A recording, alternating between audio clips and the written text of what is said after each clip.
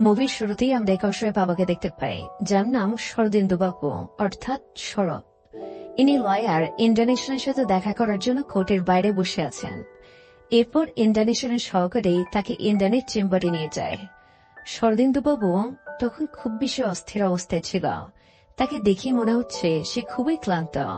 তাই লয়ার ইন্টারন্যাশন তাকে পানি দেয়।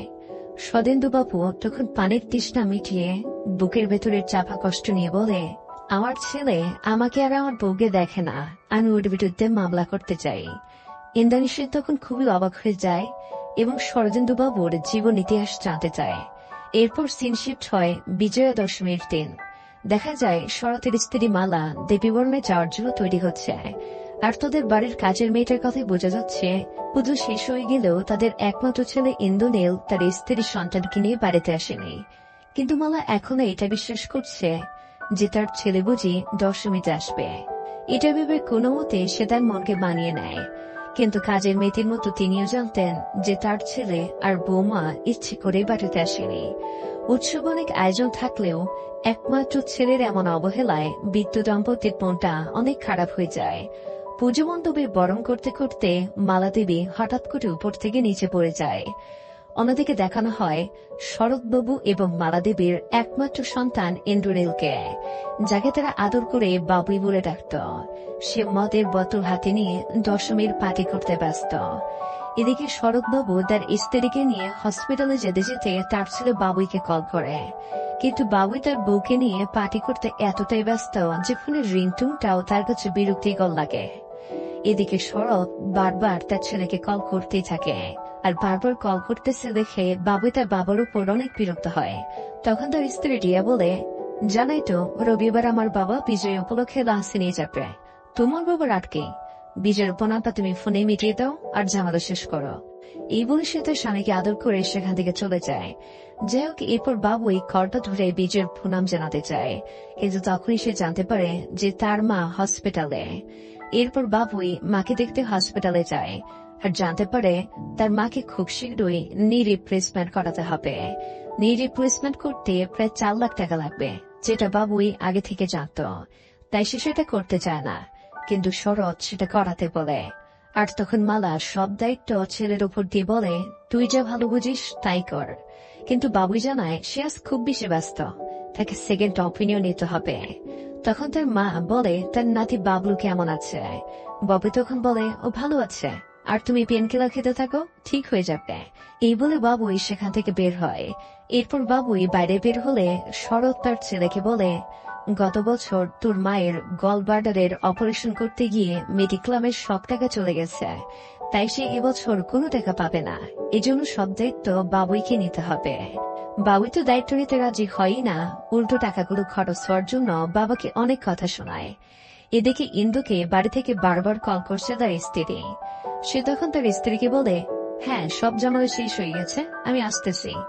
ছেলের মুখে এমন কথা শুনে বাবা নির্বাক চোখে শুধু তার ছেলেকে দেখতে থাকে। এরপর সিন শিফট হয় ইন্দ্রাণীর চেম্বারে, যেখানে ইন্দ্রাণী শরৎবাবুকে বলে, তাহলে কি আপনি মেডিকেল নেগলিজেন্সির কেস করতে চান? এটা শুনে শরৎবাবু ইমোশনাল হয়ে বলে, বুড়ো মা বাবাকে অবহেলা করার জন্য কেস করতে চাই। বৃদ্ধ বাবা মার সাথে কিভাবে কথা বলতে হয় সেটা ভুলে যাওয়ার জন্য কেস করতে চাই। দিনের পর দিন আমাদের উপেক্ষা করার জন্য কেস করতে চাই। আমার ছেলেকে আমি উচিত শিক্ষা দেওয়ার জন্য কেস করতে চাই। এসব শুনে ইন্দ্রাণী বলে, স্যার আপনার ইমোশনটা আমি বুঝতে পারছি, কিন্তু একটা লয়ারের কাছে এসব আবেগের কোনো দাম নেই। শরৎ তখন খুব কষ্ট বুকে নিয়ে বলে, লয়ারের কাছেও বৃদ্ধ মা বাবার কোনো মূল্য নেই? আমাদের কথা শোনার মতো কি কেউ নেই?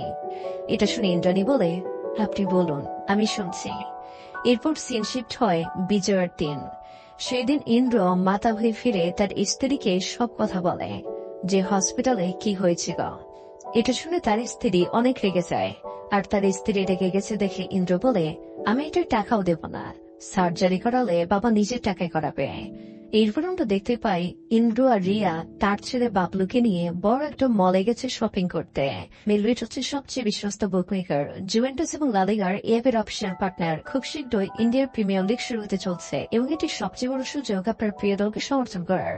ইএফ আপনি cricket, football, tennis club match দেখতে এবং তাদের স্কোর ভবিষ্যৎবাণী করে সহজে অর্থ উপার্জন করতে পারবেন। সে শুধু বিএমডব্লিউ গাড়ি, আইফোন, ল্যাপটপ এবং আরো অনেক নগদ পুরস্কার জেতার সুযোগ রয়েছে। এই অ্যাপটিতে আপনি ক্র্যাশ, কিস্টার, আন্ডারল্যান্ড ওভার 21 ইত্যাদি গেম খেলে সহজে আয় করতে পারবেন। সাইন আপ করার সময় আমার প্রোমো কোড ওয়ানাবি ব্যবহার করে আপনার প্রথম জমাতে $130 পর্যন্ত পান। আপনি বিকাশ নগদ, ব্যাংক, ক্রিপ্টো, পেপাল এবং অন্যান্য সহজ পদ্ধতির মাধ্যমে আপনার জেতা টাকা তুলতে পারবেন। এখানে আপনি 24 ঘন্টা 7 দিন গ্রাহক সহায়তা পাবেন। তাই এখন এই পিন কমেন্টে লিঙ্ক ব্যবহার করে রেজিস্ট্রেশন করুন অথবা গুগলে মেলবিট সার্চ করে রেজিস্ট্রেশন করুন। আর হ্যাঁ, রেজিস্ট্রেশনের সময় আমার প্রোমো কোড ওয়ানাবির ব্যবহার করে প্রথম ডিপোজিটে $130 পর্যন্ত পান, কারণ সামনেই তাদের 10তম অ্যানিভার্সারি। আর সেই উপলক্ষে তারা যাবে থাইল্যান্ডে। অন্যদিকে দেখানো হয় শরৎ তার স্ত্রীকে নিয়ে বাড়ি ফিরে। সেখানে তাদের সাথে শরতের বোন আর তার ছেলে ঈশান এসেছে। ঈশান তার মামাকে বলে, জানো তো, তোমাদের এখানে আসলে আমার এই ইউএসএ যেতে ইচ্ছে করে না, তুমি একটু মাকে বোঝাও তো। এটা শুনে শরৎ বলে, শোন, ইউএসএ যাওয়ার সুযোগটা তুই সারিস না, তুই ইউএসএ যাবি। কিন্তু ঈশান বলে, তুমিও তো সুযোগ পেয়েছিলে, কিন্তু তুমি তো যাওনি, আমিও তোমার মতো হতে চাই। তখন শরৎ বলে, আমি তো আজকের মাপকাঠিতে সাকসেসফুল ম্যান নই, তাহলে তুই কেন এমন হবি? ঈশান তখন বলে, কি বলছ, তুমি হলে আইডিয়াল ম্যানের একটা পারফেক্ট উদাহরণ, আর আমি যদি বিদেশ যাই তাহলে তো পাল্টে যাব, মা বাবাকে সময় দিতে পারবো না। এটা শুনে শরৎ বলে, তুই কি করবি সেটা তুই ঠিক করবি, জানি তুই তোর মা বাবার জন্য ঠিকই সময়টা বের করে নিবি। আর আজকের দিনে টাকা পয়সা, ব্যাংক ব্যালেন্স খুবই দরকারি, এগুলো ছাড়া চলা যায় না, তুই ইউএসএ যাবি। এরপর ঈশান রাজি হয়। এরপর দেখানো হয় শরৎ পার্সোনাল লোন কিংবা গহনা বিক্রি করেও টাকার জোগাড় করতে পারে না। এদিকে বাবলুর জন্মদিনের বড় পার্টি দেয়। অন্যদিকে নাতির জন্মদিন উপলক্ষে মন্দিরে গিয়ে পুজো দেয় মালা। ভিডিও কল করে রিয়ার কাছে সে বলে, অন্তত একবার জন্য বাবলুর সাথে ভিডিও কলে দেখা করিয়ে দেয়। কিন্তু রিয়া বড্ড বিরক্তির সাথে ব্যস্ত আছে বলে ফোনটা কেটে দেয়। সে চাইলেও কিন্তু একবার ফোনে বাবলুর সাথে ঠাকুমার কথা বলে দিতে পারত, কিন্তু সে সেটা করে না। রাতে আমরা দেখতে পাই খাবার টেবিলে বসে একটা মাছ শরতার মালা ভাগ করে খাচ্ছে। বড্ড অবাবার টানাপোড়ার মধ্যেও দুজনের মধ্যে যেন পান খোলা ভালোবাসা ছিল। আর ঠিক সেই সময় পাশের ফ্ল্যাটের দেবাশিসের বাড়িতে প্রচুর ঝামেলার আওয়াজ শোনা যায়। শরৎ তখন সেখানে যায়, আর সেখানে গিয়ে দেখে দেবাশিস বাড়িতে না থাকার কারণে তার ছেলে সে মাকে মারধর করছে কোন একটা দলিলের কাগজে সাইন করার জন্য। শরৎ সেটা নিয়ে কথা বলতে গেলে ছেলেটি তাকে অপমান করে। শরৎ তখন তার প্রতিবাদ করে এবং সে ছেলেটিকে মেরে ঘর থেকে বের করে দেয়। সিন আবারও শিফট হয় ইন্দ্রাণীর চেম্বারে, যেখানে শরৎ ইন্দ্রাণীকে বলে, শুধু আমিই না, চারিদিকে অনেক বৃদ্ধ বাবা মার সাথে এমনটা হচ্ছে। ছেলে তার মায়ের গায়ে হাত তুলছে, বাবাকে যা ইচ্ছে তাই বলছে, সমাজ কেন এমন হচ্ছে? এটা শুনে ইন্দ্রাণী বলে, এর জন্য কি মা বাবার অতিরিক্ত আদর একটু দায়ী নয়? শরৎ তখন বলে, হ্যাঁ নিশ্চয়ই, ভালোবাসা যে মেপে দিতে হবে সেটা আমাদের শেখা উচিত ছিল। এরপর দেখানো হয় রাতে কল করে বাবুই তার বাবাকে জানায় যে কাল সারাদিনের জন্য বাবলুকে তার ঠাকুমার কাছে রেখে আসবে। এটা শুনে শরৎ আর মালা তো অনেক খুশি হয়, কারণ তাদের একমাত্র আদরের নাতি সারাদিন তাদের সাথে থাকবে। সকালে শরৎ অনেক খুশি হয়ে নাতির জন্য বাজার করতে যায়। বাজার থেকে নাতির জন্য একটা বড় গলদা চিংড়ি নেয়, কারণ এই মাছটা তার নাতির বড্ড পছন্দ। পরদিন সকালে বাবলুকে বাড়িতে দিয়ে রিয়া রিন্দ বেরিয়ে যায়। যাওয়ার সময় বলে যায় রাতে ইন্দ্র চাইনিজ নিয়ে আসবে। দুপুরে গলদা চিংড়ি দিয়ে নাতিকে বড্ড ভালোবেসে ভাত খাইয়ে দেয় ঠাকুমা। তখন ছোট্ট বাবলু জিজ্ঞেস করে, আচ্ছা, বাবা কি আগে তোমাদের সাথে থাকতো? এটা শুনে ঠাকুমা বলে, হ্যাঁ, বেবিরা তো মা বাবার সাথে থাকে, না হলে তো ভয় পাবে। বাবলু তখন বলে, ভয় ফিনিশ হয়ে গেলে কি বেবিরা চলে যায়? নাতির এমন কথাতে কি উত্তর দেবে দাদু ঠাকুমা সেটার খুঁজে পায় না। এরপর সন্ধ্যাবেলা দেখা যায় বাবলু ভুল করে তার দাদুর চায়ে হাত দিয়ে ফেলে, যার কারণে তার হাতটা পুড়ে যায়। আর ঠিক সেই সময় ইন্দ্র তার ওয়াইফ নিয়ে বাড়ি ফিরে। ছেলের হাত পড়েছে দেখে বাবু ছেলেকে মেডিসিন লাগিয়ে দিতে বলে আর বাবাকে সাথে নিয়ে যায় কিছু কথা বলার জন্য। সেখানে গিয়ে বাবুই তার বাবাকে বলে তার বাবার ছোটবেলার বন্ধু শিরত সে এখন অনেক বড় পলিটিক্স এর সাথে যুক্ত। বাবুইদের নতুন অফিস তৈরি হচ্ছে, কিন্তু কনস্ট্রাকশনের কাজটা আটকে গেছে। তার বাবা যদি একবার তার বন্ধুকে কল করে অনুরোধ করে তাহলে কাজটা শুরু হয়ে যাবে, আর ইন্দুর বসও খুশি হয়ে তার প্রমোশনটা দিয়ে দেবে। কিন্তু শরৎ সারা জীবন নিজের আত্মসম্মান নিয়ে চলেছে, তাই সে ছেলের কথায় এমন কাজ করতে কিছুতেই রাজি হয় না। রাজি না হলে ইন্দ্র তার বাবাকে অনেক কথা শোনায়, সেই সাথে বাবলুর হাত পুড়ে যাওয়ার জন্য বাবাকে দায়ী করে। এরকম নানান বিষয় নিয়ে রাগারাগি করে বউ বাচ্চাকে নিয়ে না খেয়ে বাবুই বেরিয়ে যায়। যাওয়ার আগে চিৎকার করে বলে আমাদের জন্য কিচ্ছু করতে হবে না, তোমরা নিজেদের জন্য বাঁচো, স্বার্থপর একটা। রাতে খেতে বসে শরৎ তার স্ত্রী মালাকে বলে বুঝতে পারেনি এই চাইনিজ খাবারটা ঘুষ ছিল, ও তো নিজের স্বার্থের টান এসেছিল, এই খাবার আমার গলা দিয়ে নামবে না, আর সে কারণে মুড়ি খেয়ে রাত কাটিয়ে নেয় শরৎ। এরপর হঠাৎ একদিন শরতের বন্ধু এসে শরৎকে বলে 12 বছর চেষ্টা করার পর তাদের স্কুল ফ্রেন্ডদের একটা রিইউনিয়ন হচ্ছে, তাই শরৎ যেন সেখানে আসে। মালা অসুস্থ বলে শরৎ প্রথমে যেতে না চাইলেও মালা জোর করে তাকে পাঠানোর ব্যবস্থা করে আর বলে তুমি যাও, আমি কথা দিচ্ছি অক্ষত অবস্থায় তোমার জন্য অপেক্ষা করব।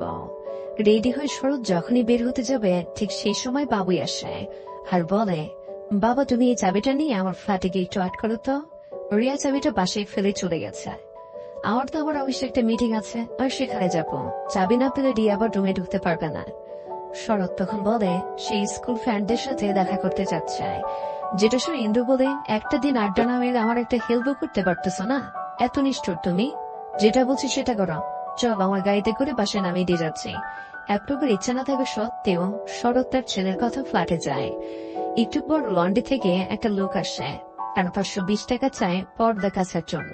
শরৎ ইন্দুকে কল করে এটা জানালে সে বলে এই জন্য আবার কল করেছে কেন, টাকাটা দিয়ে দিলেই তো হয়, আর হ্যাঁ যাওয়ার আগে পর্দাগুলো লাগিয়ে দিয়ে যাও, সন্ধ্যায় পার্টি আছে। ছেলের এমন চাকরির মতো ব্যবহারে থমকে যায় শরৎ। তারপর সে লোকটিকে মানিব্যাগ থেকে টাকাটা দেয়। এরপর যখন সে পর্দা লাগাতে থাকে তখনই তার বন্ধুরা ভিডিও কল করে।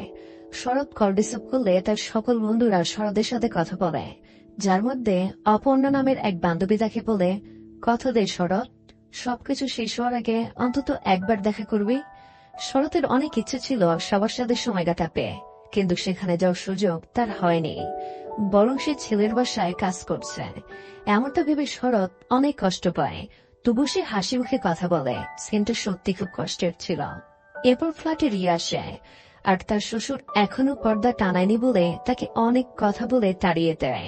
একদিন রাতে মালার পায়ের যন্ত্রণাটা আবার শুরু হয়। এরপর ডক্টর আসে আর জানায় যত তাড়াতাড়ি সম্ভব নিজে প্রেসপ্যান্ট করাতে, না হলে পঙ্গু হয়ে যাবে মালা। অসহায় শরৎ তখন বাধ্য হয়েছিল অফিসে যায়, আর সে এই কথা বলতে প্রথমত ইন্দ্র তার বাবা এই পোশাক পরে অফিসে কেন আসছে সেটা নিয়ে অনেক কথা শোনায়, আর দ্বিতীয়ত মুখের উপরেই টাকা দিতে পারবে না বলে জানিয়ে দেয়। এরপর শরৎ তার ছেলেকে 3 লক্ষ টাকা ধার হিসাবে দিতে বলে। ইন্দ্র এটা শুনে বলে তোমাকে টাকা ধার দেব, নাটক করছো তাই না, টাকা নিয়ে কি করবে, মায়ের অপারেশন, টাকা যে তুমি কত শোধ করবে সেটা আমার জানা আছে, তুমি মাকে পেন কিলার দিয়ে দাও, আর জানো তো ইমার্জেন্সির জন্য টাকা রাখতে হয়, তাহলে তোমার টাকা কই, তুমি কেন রাখনি। এটা শুনে শরৎ তার ছেলেকে বলে আমার সর্বস্ব খরচ করেছি তোকে মানুষ করার জন্য, কারণ তোর ভবিষ্যৎটাই ছিল আমার কাছে বিগ ইমার্জেন্সি। তখন ইন্দ্র বলে এটা ইমার্জেন্সি নাকি ইনভেস্টমেন্ট, আমার উপরে ইনভেস্ট করেছ যাতে করে আমার থেকে মোটা অঙ্কের টাকা তুলতে পারো, আমার কাছে এখন টাকা নেই, তাহলে আমি কই থেকে দেব, নাকি মার অপারেশনের জন্য আমি ঠালাতে ফুটপাতে বসবো। এসব কথা শুনে রেগে গিয়ে শরৎ সামনে রাখা কাচের গ্লাসটা ভেঙে ফেলে, যার ফলে তার হাত কেটে রক্ত বের হয়। কিন্তু ছেলে তার বাবার হাতের অবস্থা না দেখে টেবিলের উপর পড়ে যাওয়া জলটা ফাইলে লেগেছে কিনা সেটা দেখতে থাকে। কি মানবতার সন্তান তাই না।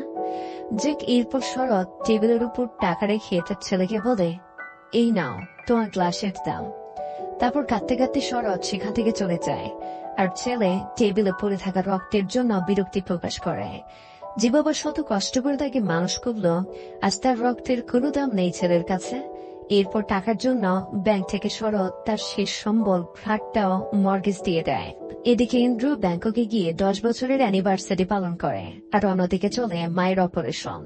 ইন্দ্রকে অনেকবার কল করেও না পেয়ে ফ্যামিলি গ্রুপে মেসেজ করতে যায়।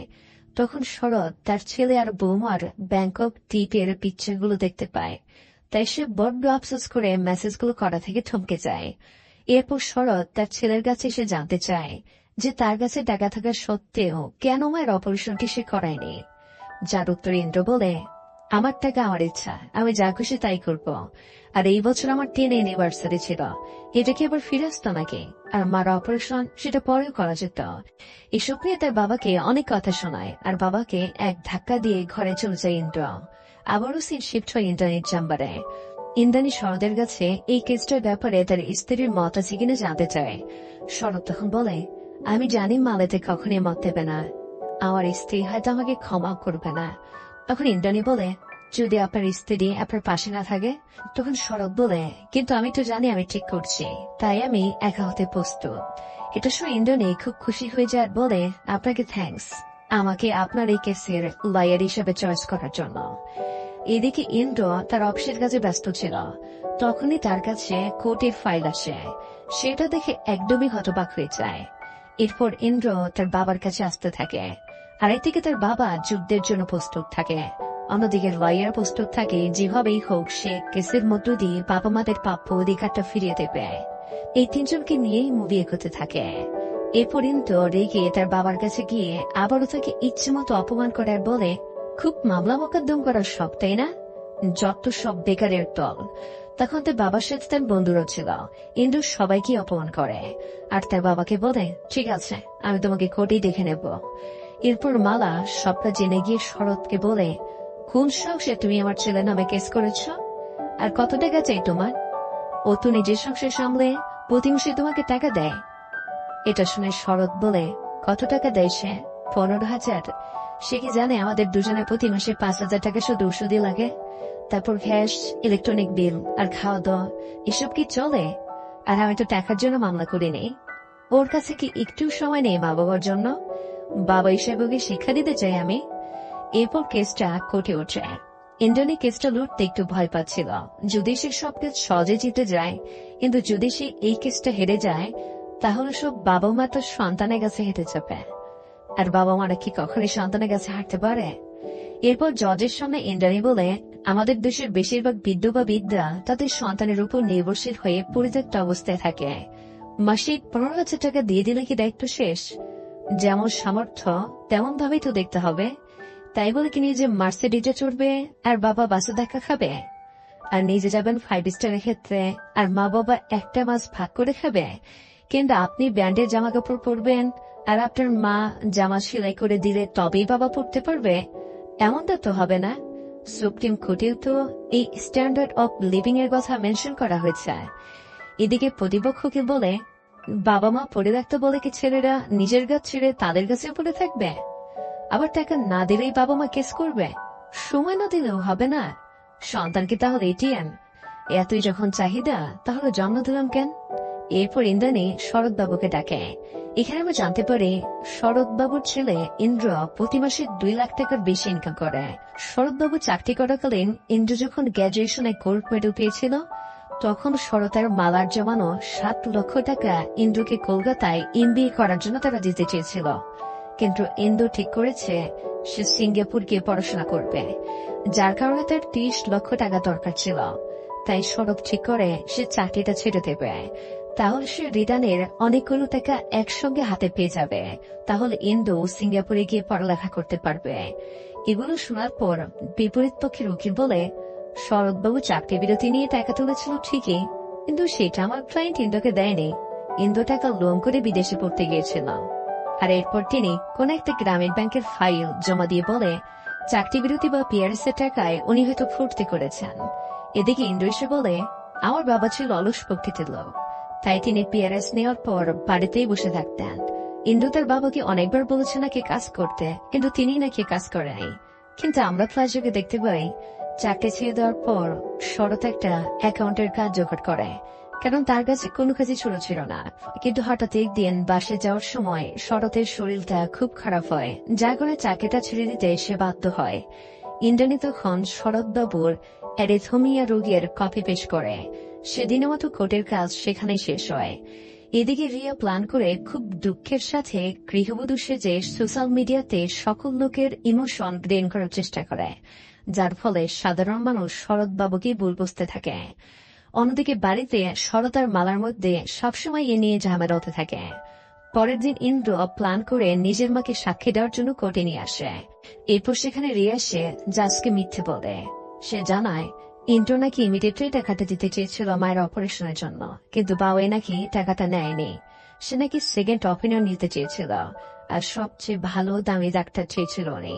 এরপর উকিল জজকে বলে এখানে মা সন্তানের পাশে বসে আছে, অর্থাৎ তাদের মধ্যে যথেষ্ট আন্তরিকতা আছে। এটি আমরা বুঝতে পারি তার অবহেলিত হয়নি। ইন্দ্রাণী এটা শুনে বলে তাই নাকি, মা সন্তানের পাশে বসে থাকতে তিনি অবহেলিত নন? তাহলে বাবা যে সন্তানের পাশে নেই তার মানে কি? তাহলে কি উনি অবহেলিত? জজ আবারও পরে টের দেয় কোর্টের বাইরে মা ছেলের গাড়িতে বসে চলে যাচ্ছিল। ঠিক সেই সময় এক মহিলা এসে শরদের গায়ে কালি ছুটে মারায়, যেটা গাড়ির ভিতর থেকে মালা দেখতে পায়। তখন সে ছেলেকে বলে তার বাবাকে ফিরিয়ে আনতে, কিন্তু ইন্দ্র গাড়ি নিয়ে সেখান থেকে চলে যায়। রাতে ইন্দ্র বাড়ির সবাইকে নিয়ে গুড প্রায় জেতার আনন্দে মদের পার্টি করছিল, আর তার মার সাহায্য নিয়ে বাবাকে হারাবে সে নিয়ে কথা বলছে। সে তো দেখেইনি কখন তার মা পেছনে এসে দাঁড়িয়ে তাদের সব কথা শুনছিল। তার মা তখন ভাবে যে সন্তানকে ভালোবেসে সে তার স্বামীর বিপক্ষে যাচ্ছে, সে ছেলেই তাদের এতটা ক্ষতি চায়। এদিকে রাতে বাড়ি ফিরে শরৎ মালাকে দেখতে না পেয়ে ভয় পেয়ে যায়। সে ভাবে মালা হয়তো তাকে ছেড়ে চলে গেছে। পরে মালা ফিরলে শরৎ তাকে বলে তুমি যদি চাও আমি কেসটা তুলে নেব, কিন্তু কখনই তুমি আমাকে ছেড়ে যেও না। তবে পরের দিন কোর্টে মালা তার ছেলের পক্ষ না নিয়ে তার হাজবেন্ডের পক্ষে চলে যায়। ইন্দোর প্ল্যানের প্রায় সবটাই শেষ হয়ে যায়। এরপর ইন্দ্রাণী মালাকে জিজ্ঞেস করে কেন তার ছেলে তাদের থেকে আলাদা চলে গেল। মালা দেবী তখন বলে হয়তো আমার জন্য। এরপর ঘটনা আসে অতীতে। আসলে ইন্দ্র আর রিয়া নিজেদের মধ্যে ঝামেলা করে লাগেজ নিয়ে বাড়ি থেকে বেরিয়ে যায়। তাদের অভিযোগ ছিল তারা নাকি নিজেদের মধ্যে এখানে কোনো স্পেস পাচ্ছে না। এরপর থেকে তারা খুব বেশি একটা এখানে আসেনি। এখানে ইন্দ্রাণী ব্যাংকে মর্গেজ থাকা বাড়ির দলিলটা জজকে দেখায়, যেটা দিয়ে শরৎবাবুর স্ত্রীর অপারেশন হয়েছে। এরপর একে একে সকল প্রমাণ, যেমন পিআরএস এর টাকার ট্রানজেকশন এবং মায়ের গহনা বিক্রি করেছেন বিয়ের খরচের প্রমাণ, সব জমা দেয় ইন্দ্রাণী জর্জের কাছে। সকল প্রমাণ আর ইন্দ্রাণীর বক্তব্যের মধ্য দিয়ে কোর্ট প্রায় ইন্দুকে দোষী প্রমাণ করে। তবে সেখানে সেদিন কোর্টের সময় শেষ হয়ে যায়। কোর্ট থেকে বেরিয়ে এসে ইন্দ্র তার বাবাকে বলে কাকার জন্য কেস করেছে তো তুমি। আর এরপর সে তার বাবাকে 7 লক্ষ টাকা দিতে চায়। আর এটা শুনে তার মা কুশিয়ে তার আদরের বাবুইকে একটা চড় মারে আর বলে আমার স্বামী কোনো বিকৃত বস্তু না যে তুই কিনে নেবে। আর তখনই চারিদিক থেকে সোশ্যাল মিডিয়ার সকল প্রতিনিধি এসে মালাকে অপমান শুরু করলে শরৎ তাদের থামিয়ে দিয়ে বলে আপনারা কি জানেন কতটা কষ্ট পেলে একজন মা তার সন্তানের গায়ে হাত তুলে। সেদিন রাতে বাবলু তার ছোট ব্যাংকে 1 টাকা 2 টাকা করে জমাতে থাকে। ইন্দ্র টাকা জমানোর কারণ জানতে চেয়েছে, উত্তর দেয় তুমিই তো বলেছিলে একটা কেস চালাতে অনেক টাকা লাগে। আমি যখন বড় হব আর তোমাদের কাছে আসবো না, তোমাদের কোনো খোঁজ খবর রাখবো না, তখন তোমরা তোমার বিরুদ্ধে কেস করবে। আমার তো তখন অনেক টাকা লাগবে, আর এখন থেকে আমি টাকা জমাচ্ছি। এই কথাটা শুনে ইন্দ্র অনেক চিন্তায় পড়ে যায়। অন্যদিকে মালা রাতে অসুস্থ হয়ে পড়ে আর খুব ঘামতে থাকে। শরৎ তখন থেকে জল খাইয়ে হসপিটালে নিয়ে যেতে চায়, কিন্তু মালা কিছুতে যেতে চায় না, সে একটু ঘুমাতে চায়। তবে মালা ঘুমানোর আগে ইমোশনাল হয়ে শরৎকে বলে এইসব মিটে গেলে যদি বাবুই ফিরে আসে তুমি একে ক্ষমা করে দিও। এরপর সিন শিফট হয়ে পরের দিন কোর্টে। এখানে আমরা দেখতে পাই ইন্দ্রাণী একাই শরৎের কেস লড়ছে আর বারবার দরজার দিকে তাকাচ্ছে, কারণ শরৎ এখনো আসেনি। এরপর ইন্দ্রাণী জজকে বলে কাজকর্ম ছেড়ে দিয়ে সন্তানকে তার বাবা মার কাছে বসে থাকতে হবে, এটা কোনো বাবা মাই চায় না। কাজের ফাঁকে একটু কল করে বাবা মার খোঁজ নেওয়া আর বাড়িতে মাঝে মধ্যে একটু সময় দেওয়া, এটুকুই তো চায় বাবা মা। এসব বলতে বলতেই শরৎ সেখানে আসে আর জজকে বলে সবাই বলছে বাবুইকে নিয়ে আসতে। আমি জানি আমি বললেও আসবে না, আপনি একবার বলুন না স্যার ওকে আসতে। আজকে ওর মা মারা গেছে, আজ আমাদের ওর একটুখানি সময় দরকার, স্যার প্লিজ আপনি বলে দেন। এটা শুনে ইন্দ্র সহ কোর্টের সবাই নির্বাক হয়ে যায়। এই দৃশ্যটা আসলে খুব কষ্টের ছিল, যেন সবারই চোখে জল চলে আসে। আজ ইন্দ্রর মা মারা গেছে, মাকে শেষ বিদায় দিতে সন্তানকে লাগবে। সেই সময়টাও ভিক্ষাস্বরূপ বাবা চেয়ে নিচ্ছে। দৃশ্যটা অনেক বেশি ইমোশনাল ছিল। চোখে জল নিয়ে তখন বাবুই তার মায়ের কাছে ফিরে আসে। মায়ের কাছে এসে হাজারবার ডেকেও সে তার মাকে আর পায় না। একসাথে থাকতে চাইলেও তার মার আর একসাথে থাকা হয় না। শত চোখের জল বৃথা হয়ে যায় ইন্দ্রের। পরের দৃশ্য দেখানো হয় সাদে ইন্দ্রনী শরৎবাবুকে বলছে, আমরা কেসটা জিতে গেছি। লতে আরো কিছু অ্যাড করা হয়েছে বিষয়টার ওপর। এদিকে বাবু এসে তার বাবার পা জড়িয়ে দিয়ে কান্না করতে থাকে আর ক্ষমা চায়।